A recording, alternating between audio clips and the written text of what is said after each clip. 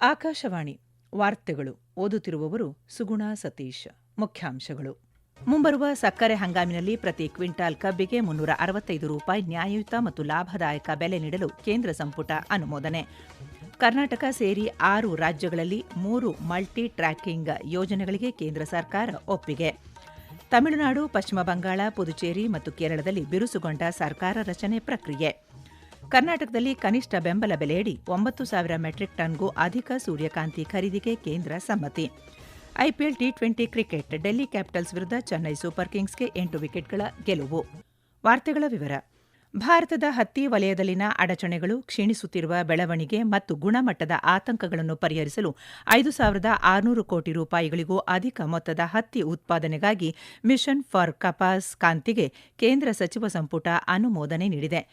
ನವದೆಹಲಿಯಲ್ಲಿ ನಿನ್ನೆ ಮಾಧ್ಯಮಗಳೊಂದಿಗೆ ಮಾತನಾಡಿದ ಕೇಂದ್ರ ವಾರ್ತಾ ಮತ್ತು ಪ್ರಸಾರ ಸಚಿವ ಅಶ್ವಿನಿ ವೈಷ್ಣವ್, ಈ ಮಿಷನ್ ಸರ್ಕಾರದ 5F mission farm to fibre to factory to fashion to ಫಾರಿನ್ಗೆ ಹೊಂದಿಕೆಯಾಗುತ್ತದೆ ಮತ್ತು ಹತ್ತಿ ಉತ್ಪಾದನೆ ಗಣನೀಯವಾಗಿ ಹೆಚ್ಚಳಕ್ಕೆ ಗಮನ ಹರಿಸುತ್ತದೆ ಎಂದು ಹೇಳಿದ್ದಾರೆ.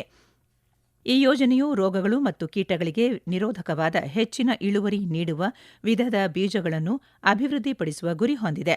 ಜೊತೆಗೆ ಆಧುನಿಕ ಬೆಳೆ ಉತ್ಪಾದನಾ ತಂತ್ರಜ್ಞಾನಗಳ ದೊಡ್ಡ ಪ್ರಮಾಣದ ಅಳವಡಿಕೆ ಉತ್ತೇಜಿಸುತ್ತದೆ.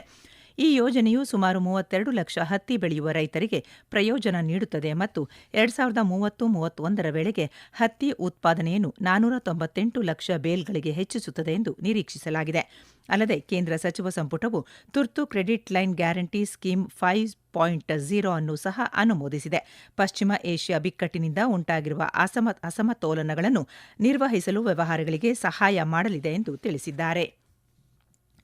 ಈ ಯೋಜನೆಯಡಿಯಲ್ಲಿ ಎಂಎಸ್ಎಂಇಗಳಿಗೆ ₹100 ಸಾಲ ಖಾತ್ರಿ ನೀಡಲಾಗುವುದು ಮತ್ತು ಎಂಎಸ್ಎಂಇ ಹೊರತುಪಡಿಸಿ ಮತ್ತು ವಿಮಾನಯಾನ ವಲಯಕ್ಕೆ ₹90 ಗ್ಯಾರಂಟಿಯನ್ನು ವಿಸ್ತರಿಸಲಾಗುವುದು. ಅರ್ಹ ಸಾಲಗಾರರಿಗೆ ವಿಸ್ತರಿಸಲಾದ ಹೆಚ್ಚುವರಿ ಸಾಲ ಸೌಲಭ್ಯದ ಅಡಿಯಲ್ಲಿ ಡಿಫಾಲ್ಟ್ ಆಗಿರುವ ಮೊತ್ತಕ್ಕೆ national credit guarantee trust company limited ಸದಸ್ಯ ಸಾಲ ನೀಡುವ ಸಂಸ್ಥೆಗಳಿಗೆ ಗ್ಯಾರಂಟಿ ವ್ಯಾಪ್ತಿಯನ್ನು ನೀಡುತ್ತದೆ. ಜೊತೆಗೆ ಕೇಂದ್ರ ಸಚಿವ ಸಂಪುಟ 2026-27ರ ಸಕ್ಕರೆ ಹಂಗಾಮಿನಲ್ಲಿ ಕಬ್ಬಿಗೆ ಕ್ವಿಂಟಾಲ್ಗೆ ₹365 ನ್ಯಾಯಯುತ ಮತ್ತು ಲಾಭದಾಯಕ ಬೆಲೆಯನ್ನು ಅನುಮೋದಿಸಿದೆ. ಇದು %10.25 ಮೂಲ ರಿಕವರಿ ದರವನ್ನು ಆಧರಿಸಿದೆ. ಈ ನಿರ್ಧಾರವು ಸುಮಾರು 5 ಕೋಟಿ ಕಬ್ಬು ರೈತರಿಗೆ, ಸಕ್ಕರೆ ಗಿರಣಿಗಳಲ್ಲಿ ಮತ್ತು ಸಂಬಂಧಿತ ಪೂರಕ ಚಟುವಟಿಕೆಗಳಲ್ಲಿ ಕೆಲಸ ಮಾಡುವ ಸುಮಾರು 5 ಲಕ್ಷ ಕಾರ್ಮಿಕರಿಗೆ ಪ್ರಯೋಜನ ನೀಡುತ್ತದೆ ಎಂದು ವೈಷ್ಣವ್ ಹೇಳಿದ್ದಾರೆ.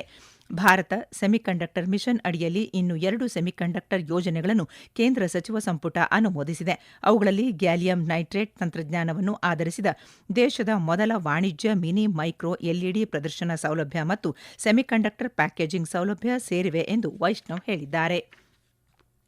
ಕರ್ನಾಟಕ, ಮಧ್ಯಪ್ರದೇಶ, ರಾಜಸ್ಥಾನ, ಉತ್ತರ ಪ್ರದೇಶ, ಆಂಧ್ರಪ್ರದೇಶ ಮತ್ತು ತೆಲಂಗಾಣ ರಾಜ್ಯಗಳ 19 ಜಿಲ್ಲೆಗಳನ್ನೊಳಗೊಂಡ 3 ಮಲ್ಟಿ ಟ್ರ್ಯಾಕಿಂಗ್ ಯೋಜನೆಗಳಿಗೆ ಪ್ರಧಾನಿ ನರೇಂದ್ರ ಮೋದಿ ಅಧ್ಯಕ್ಷತೆಯಲ್ಲಿ ನಡೆದ ಆರ್ಥಿಕ ವ್ಯವಹಾರಗಳ ಕುರಿತಾದ ಸಂಪುಟ ಸಮಿತಿ ಅನುಮೋದನೆ ನೀಡಿದೆ.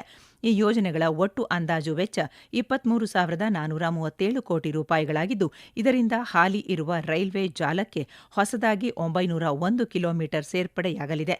ಈ ಕಾಮಗಾರಿ 2030-31ರ ವೇಳೆಗೆ ಪೂರ್ಣಗೊಳ್ಳುತ್ತದೆ ಎಂದು ನಿರೀಕ್ಷಿಸಲಾಗಿದೆ. ಇದರಿಂದ ಸರಕು ಸಾಗಣೆ ಹಾಗೂ ಪ್ರಯಾಣಿಕರ ಸಂಚಾರಕ್ಕೆ ಅನುಕೂಲವಾಗಲಿದೆ. ಪಶ್ಚಿಮ ಬಂಗಾಳ, ತಮಿಳುನಾಡು, ಪುದುಚೇರಿ ಮತ್ತು ಕೇರಳದಲ್ಲಿ ವಿಧಾನಸಭಾ ಚುನಾವಣಾ ಫಲಿತಾಂಶ ಘೋಷಣೆಯಾದ ನಂತರ ಸರ್ಕಾರ ರಚನೆಗೆ ರಾಜಕೀಯ ಚಟುವಟಿಕೆಗಳು ಬಿರುಸುಗೊಂಡಿವೆ. ಪಶ್ಚಿಮ ಬಂಗಾಳ ವಿಧಾನಸಭಾ ಚುನಾವಣೆಯಲ್ಲಿ ಬಿಜೆಪಿ ಭರ್ಜರಿ ಜಯಗಳಿಸಿದ ನಂತರ ರಾಜ್ಯದಲ್ಲಿ ಹೊಸ ಸರ್ಕಾರ ರಚನೆ ಮತ್ತು ಪ್ರಮಾಣವಚನ ಸ್ವೀಕಾರ ಸಮಾರಂಭಕ್ಕೆ ಸಿದ್ಧತೆಗಳು ಭರದಿಂದ ಸಾಗಿವೆ. ಗುರುದೇವ್ ರವೀಂದ್ರನಾಥ ಟ್ಯಾಗೋರ್ ಜನ್ಮದಿನವಾದ ಇದೇ 9ರಂದು ಹೊಸ ಸಚಿವ ಸಂಪುಟ ಸದಸ್ಯರು ಪ್ರಮಾಣವಚನ ಸ್ವೀಕರಿಸುವ ಸಾಧ್ಯತೆಯಿದೆ. ಪ್ರಧಾನಿ ನರೇಂದ್ರ ಮೋದಿ ಮತ್ತು ಕೇಂದ್ರ ಗೃಹ ಸಚಿವ ಅಮಿತ್ ಶಾ ಸಮಾರಂಭದಲ್ಲಿ ಭಾಗವಹಿಸುವ ನಿರೀಕ್ಷೆಯಿದೆ. ತಮಿಳುನಾಡಿನಲ್ಲಿ ನಟ ರಾಜಕಾರಣಿ ಸಿ ಜೋಸೆಫ್ ವಿಜಯ್ ಅವರ ತಮಿಳಿಗ ವೆಟ್ರಿ ಕಳಗಂ ಟಿವಿಕೆ 108 ಸ್ಥಾನಗಳನ್ನು ಗೆದ್ದು ರಾಜ್ಯದಲ್ಲಿ ಏಕೈಕ ಅತಿದೊಡ್ಡ ಪಕ್ಷವಾಗಿ ಹೊರಹೊಮ್ಮಿದೆ. ಹೊಸದಾಗಿ ಆಯ್ಕೆಯಾದ ಟಿವಿಕೆ ಶಾಸಕರು ಚೆನ್ನೈ ಬಳಿಯ ಪನೈಯೂರ್ನಲ್ಲಿರುವ ಪಕ್ಷದ ಪ್ರಧಾನ ಕಚೇರಿಯಲ್ಲಿ ನಡೆದ ಶಾಸಕಾಂಗ ಪಕ್ಷದ ಸಭೆಯಲ್ಲಿ ವಿಜಯ್ ಅವರನ್ನು ತಮ್ಮ ನಾಯಕನನ್ನಾಗಿ ಅಧಿಕೃತವಾಗಿ ಆಯ್ಕೆ ಮಾಡಿದ್ದಾರೆ. ಈ ಮಧ್ಯೆ ನಿರ್ಗಮಿತ ಮುಖ್ಯಮಂತ್ರಿ ಎಂಕೆ ಸ್ಟಾಲಿನ್ ರಾಜ್ಯಪಾಲರಿಗೆ ತಮ್ಮ ರಾಜೀನಾಮೆ ಸಲ್ಲಿಸಿದ್ದು ಅವರು ಅದನ್ನು ಅಂಗೀಕರಿಸಿದ್ದಾರೆ. ಪುದುಚೇರಿ ವಿಧಾನಸಭಾ ಚುನಾವಣೆಯಲ್ಲಿ ರಾಷ್ಟ್ರೀಯ ಪ್ರಜಾಸತ್ತಾತ್ಮಕ ಒಕ್ಕೂಟ ಎನ್ಡಿಎಸ್ ಹೊಸ ಸರ್ಕಾರ ರಚನೆಯ ಕುರಿತು ಬಿರುಸಿನ ಸಮಾಲೋಚನೆ ಆರಂಭಿಸಿದೆ. ಕೇರಳದಲ್ಲಿ ಕಾಂಗ್ರೆಸ್ ನೇತೃತ್ವದ ಯುಡಿಎಫ್ ಸರ್ಕಾರ ರಚನೆಗಾಗಿ ಚರ್ಚೆ ಮುಂದುವರಿಸಿದೆ. ಈ ವಾರ್ತೆಗಳನ್ನು ಆಕಾಶವಾಣಿಯಿಂದ ಕೇಳುತ್ತಿದ್ದೀರಿ. ನಮ್ಮ ಎಲ್ಲಾ ರಾಷ್ಟ್ರೀಯ ವಾರ್ತೆಗಳು ಹಾಗೂ ಪ್ರದೇಶ ಸಮಾಚಾರ ಈಗ ಆಕಾಶವಾಣಿ ನ್ಯೂಸ್ ಕನ್ನಡ ಯೂಟ್ಯೂಬ್ ಚಾನೆಲ್ನಲ್ಲಿ ಲಭ್ಯ. ನಮ್ಮ ಎಕ್ಸ್ ಖಾತೆ ಮತ್ತು ಇನ್ಸ್ಟಾಗ್ರಾಂ ಖಾತೆ ಆಕಾಶವಾಣಿ ನ್ಯೂಸ್ ಕನ್ನಡ. ಹೆಚ್ಚಿನ ಮಾಹಿತಿಗಾಗಿ ನಮ್ಮ ಫೇಸ್ಬುಕ್ ಖಾತೆ AIR ಕನ್ನಡ ನ್ಯೂಸ್ ಅನುಸರಿಸಿ. ಮಾಹಿತಿಯ ಹೂರಣ ವಾರದ ಕಾರ್ಯಕ್ರಮ ಪ್ರಚಲಿತ ವಿದ್ಯಮಾನ ಪ್ರತಿ ಬುಧವಾರ 9:15. ಬಬಾನಿಪುರ ವಿಧಾನಸಭಾ ಕ್ಷೇತ್ರದ ಮತ ಎಣಿಕೆ ಸಂಬಂಧ ತೃಣಮೂಲ ಕಾಂಗ್ರೆಸ್ ಅಭ್ಯರ್ಥಿ ಮತ್ತು ಮುಖ್ಯಮಂತ್ರಿ ಮಮತಾ ಬ್ಯಾನರ್ಜಿ ಮಾಡಿರುವ ಆರೋಪಗಳನ್ನು ಆಧಾರ ರಹಿತ ಮತ್ತು ಸುಳ್ಳು ಎಂದು ಕೇಂದ್ರ ಚುನಾವಣಾ ಆಯೋಗ ಸ್ಪಷ್ಟವಾಗಿ ತಳ್ಳಿಹಾಕಿದೆ. ದಕ್ಷಿಣ ಕೋಲ್ಕತಾದ ಜಿಲ್ಲಾ ಚುನಾವಣಾಧಿಕಾರಿ ಬಿಡುಗಡೆ ಮಾಡಿರುವ ಹೇಳಿಕೆಯಲ್ಲಿ ಸಂಪೂರ್ಣ ಎಣಿಕೆ ಪ್ರಕ್ರಿಯೆ ಆಯೋಗದ ನಿಯಮಗಳಿಗೆ ಅನುಸಾರವಾಗಿ ನಡೆಸಲಾಗಿದೆ ಎಂದು ಸ್ಪಷ್ಟಪಡಿಸಲಾಗಿದೆ. ಇಡೀ ಪ್ರಕ್ರಿಯೆಯು ಮುಕ್ತ, ನ್ಯಾಯಯುತ ಮತ್ತು ಪಾರದರ್ಶಕವಾಗಿತ್ತು. ಪ್ರತಿಯೊಂದು ಹಂತವನ್ನು ಕಾನೂನಿನ ಕಟ್ಟುನಿಟ್ಟಿನ ಅನುಸರಣೆಯ ಅಡಿಯಲ್ಲಿ ನಡೆಸಲಾಗಿದೆ. ಎಣಿಕೆಯ ಸಮಯದಲ್ಲಿ ಸಿಸಿಟಿವಿ ಕ್ಯಾಮೆರಾಗಳನ್ನು ಆಫ್ ಮಾಡಲಾಗಿದೆ ಎಂಬ ಆರೋಪ ಸ್ಪಷ್ಟವಾಗಿ ನಿರಾಕರಿಸಲಾಗಿದ್ದು, ಕ್ಯಾಮೆರಾಗಳು ಉದ್ದಕ್ಕೂ ಕಾರ್ಯನಿರ್ವಹಿಸುತ್ತಿದ್ದವು ಎಂದು ಅಧಿಕಾರಿಗಳು ದೃಢಪಡಿಸಿದ್ದಾರೆ. ರೈತರ ಹಿತಾಸಕ್ತಿ ಕಾಯಲು ಕೇಂದ್ರ ಸರ್ಕಾರವು ನಿರ್ಣಾಯಕ ಹೆಜ್ಜೆ ಇಟ್ಟಿದ್ದು, ರೈತರಿಗೆ 4,800 ಕೋಟಿ ರೂಪಾಯಿಗಳಿಗೂ ಅಧಿಕ ಕನಿಷ್ಠ ಬೆಂಬಲ ಬೆಲೆ ಎಂಎಸ್ಪಿ ದರವನ್ನು ನೀಡಿದೆ. ಈ ವರ್ಷದ ಹಿಂಗಾರು ಬೆಳೆ ಋತುವಿನಲ್ಲಿ ಕರ್ನಾಟಕದಲ್ಲಿ ಎಂಎಸ್ಪಿ ಅಡಿ 9,000 ಮೆಟ್ರಿಕ್ ಟನ್ಗಳಿಗೂ ಅಧಿಕ ಸೂರ್ಯಕಾಂತಿ ಖರೀದಿಗೆ ಕೇಂದ್ರ ಕೃಷಿ ಮತ್ತು ರೈತ ಕಲ್ಯಾಣ ಸಚಿವ ಶಿವರಾಜ್ ಸಿಂಗ್ ಚೌಹಾಣ್ ಅನುಮೋದನೆ ನೀಡಿದ್ದಾರೆ. ಈ ಅನುಮೋದನೆಯ ಒಟ್ಟು ಎಂಎಸ್ಪಿ ಮೌಲ್ಯವು 69 ಕೋಟಿ ರೂಪಾಯಿಗಳಿಗಿಂತ ಅಧಿಕ ಎಂದು ಕೃಷಿ ಮತ್ತು ರೈತ ಕಲ್ಯಾಣ ಸಚಿವಾಲಯ ತಿಳಿಸಿದೆ. ಕರ್ನಾಟಕದ ಸೂರ್ಯಕಾಂತಿ ರೈತರು ತಮ್ಮ ಉತ್ಪನ್ನಗಳಿಗೆ ನ್ಯಾಯಯುತ ಮತ್ತು ಲಾಭದಾಯಕ ಬೆಲೆ ಪಡೆಯುವುದು ಖಾತ್ರಿಯಾಗಿದೆ. 2025-26ರ ಹಿಂಗಾರು ಋತುವಿನಲ್ಲಿ ಮಹಾರಾಷ್ಟ್ರದಲ್ಲಿ ಬೆಳೆಯ ಗರಿಷ್ಠ ಖರೀದಿ ಮಿತಿಯನ್ನು ಸರ್ಕಾರ 8 ಲಕ್ಷ ಮೆಟ್ರಿಕ್ ಟನ್ಗಳಿಗೆ ಹೆಚ್ಚಿಸಿದೆ. ಸರ್ಕಾರವು ಮಹಾರಾಷ್ಟ್ರದಲ್ಲಿ ಬೆಳೆಯ ಖರೀದಿ ಅವಧಿಯನ್ನು 30 ದಿನಗಳವರೆಗೆ ವಿಸ್ತರಿಸಿದೆ. ಮೇ 29ರವರೆಗೆ ಖರೀದಿಗಳನ್ನು ಮುಂದುವರೆಸಲು ಅವಕಾಶ ನೀಡಿದೆ. ಬೆಲೆ ಖಾತರಿಯನ್ನು ಖಚಿತಪಡಿಸಿಕೊಳ್ಳುವುದು ಮತ್ತು ಮಾರುಕಟ್ಟೆಯ ಏರಿಳಿತ ತಗ್ಗಿಸುವ ಮೂಲಕ ಕೃಷಿ ಆರ್ಥಿಕತೆಯನ್ನು ಬಲಪಡಿಸುವ ಗುರಿಯನ್ನು ಈ ಕ್ರಮಗಳು ಹೊಂದಿವೆ ಎಂದು ಸಚಿವಾಲಯ ತಿಳಿಸಿದೆ. ರೈತರಿಗೆ ಲಾಭದಾಯಕ ಬೆಳೆಗಳನ್ನು ಖಚಿತಪಡಿಸುವುದು ಪ್ರಮುಖ ಆದ್ಯತೆಯಾಗಿದೆ ಉಳಿದಿದೆ ಎಂದು ಸರ್ಕಾರ ಹೇಳಿದೆ.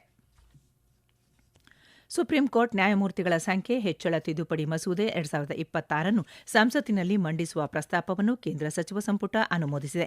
ಕೇಂದ್ರ ವಾರ್ತಾ ಮತ್ತು ಪ್ರಸಾರ ಸಚಿವ ಅಶ್ವಿನಿ ವೈಷ್ಣವ್ ಸುಪ್ರೀಂ ಕೋರ್ಟ್ ನ್ಯಾಯಮೂರ್ತಿಗಳ ಸಂಖ್ಯೆ ಕಾಯ್ದೆ 1956 ತಿದ್ದುಪಡಿ ಮಾಡುವ ಮೂಲಕ ಸುಪ್ರೀಂ ಕೋರ್ಟ್ನಲ್ಲಿ ಅನುಮೋದಿತ ನ್ಯಾಯಮೂರ್ತಿಗಳ ಸಂಖ್ಯೆಯನ್ನು ಪ್ರಸ್ತುತ ಇರುವ 33ರಿಂದ 37ಕ್ಕೆ ಹೆಚ್ಚಿಸಲಾಗುವುದು ಎಂದರು. ದೆಹಲಿಯ ಅರುಣ್ ಜೇಟ್ಲಿ ಕ್ರೀಡಾಂಗಣದಲ್ಲಿ ನಿನ್ನೆ ರಾತ್ರಿ ನಡೆದ ಟಿ20 ಕ್ರಿಕೆಟ್ ಪಂದ್ಯದಲ್ಲಿ ಡೆಲ್ಲಿ ಕ್ಯಾಪಿಟಲ್ಸ್ ವಿರುದ್ಧ ಚೆನ್ನೈ ಸೂಪರ್ ಕಿಂಗ್ಸ್ 8 ವಿಕೆಟ್ಗಳ ಗೆಲುವು ಸಾಧಿಸಿದೆ. ಮೊದಲು ಬ್ಯಾಟ್ ಮಾಡಿದ ಡೆಲ್ಲಿ ಕ್ಯಾಪಿಟಲ್ಸ್ ನಿಗದಿತ 20 ಓವರ್ಗಳಲ್ಲಿ 7 ವಿಕೆಟ್ ನಷ್ಟಕ್ಕೆ 155 ರನ್ ಗಳಿಸಿತ್ತು.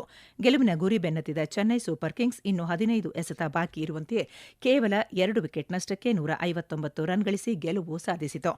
ಹೈದರಾಬಾದ್ನ ರಾಜೀವ್ ಗಾಂಧಿ ಅಂತಾರಾಷ್ಟೀಯ ಕ್ರೀಡಾಂಗಣದಲ್ಲಿಂದು ನಡೆಯಲಿರುವ ಪಂದ್ಯದಲ್ಲಿ ಸನ್ರೈಸರ್ಸ್ ಹೈದರಾಬಾದ್ ಮತ್ತು ಪಂಜಾಬ್ ಕಿಂಗ್ಸ್ ತಂಡಗಳು ಮುಖಾಮುಖಿಯಾಗಲಿವೆ. ಪಂದ್ಯ ರಾತ್ರಿ 7:30ಕ್ಕೆ ಆರಂಭವಾಗಲಿದೆ. ಈಗ ಮತ್ತೊಮ್ಮೆ ಮುಖ್ಯಾಂಶಗಳು. ಮುಂಬರುವ ಸಕ್ಕರೆ ಹಂಗಾಮಿನಲ್ಲಿ ಪ್ರತಿ ಕ್ವಿಂಟಾಲ್ ಕಬ್ಬಿಗೆ 365 ರೂಪಾಯಿ ನ್ಯಾಯಯುತ ಮತ್ತು ಲಾಭದಾಯಕ ಬೆಲೆ ನೀಡಲು ಕೇಂದ್ರ ಸಂಪುಟ ಅನುಮೋದನೆ. ಕರ್ನಾಟಕ ಸೇರಿ 6 ರಾಜ್ಯಗಳಲ್ಲಿ 3 ಮಲ್ಟಿ ಟ್ರ್ಯಾಕಿಂಗ್ ಯೋಜನೆಗಳಿಗೆ ಕೇಂದ್ರ ಸರ್ಕಾರ ಒಪ್ಪಿಗೆ. ತಮಿಳುನಾಡು, ಪಶ್ಚಿಮ ಬಂಗಾಳ, ಪುದುಚೇರಿ ಮತ್ತು ಕೇರಳದಲ್ಲಿ ಬಿರುಸುಗೊಂಡ ಸರ್ಕಾರ ರಚನೆ ಪ್ರಕ್ರಿಯೆ. ಕರ್ನಾಟಕದಲ್ಲಿ ಕನಿಷ್ಠ ಬೆಂಬಲ ಬೆಲೆಯಡಿ 9,000 ಮೆಟ್ರಿಕ್ ಟನ್ಗೂ ಅಧಿಕ ಸೂರ್ಯಕಾಂತಿ ಖರೀದಿಗೆ ಕೇಂದ್ರ ಸಮ್ಮತಿ. IPL T20 cricket Delhi capitals ವಿರುದ್ಧ ಚೆನ್ನೈ ಸೂಪರ್ ಕಿಂಗ್ಸ್ಗೆ 8 ವಿಕೆಟ್ಗಳ ಗೆಲುವು. ಇಲ್ಲಿಗೆ ವಾರ್ತಾ ಪ್ರಸಾರ ಮುಕ್ತಾಯವಾಯಿತು. ನಮ್ಮ ಮುಂದಿನ ವಾರ್ತಾ ಪ್ರಸಾರ ಮಧ್ಯಾಹ್ನ 12 ಗಂಟೆಗೆ.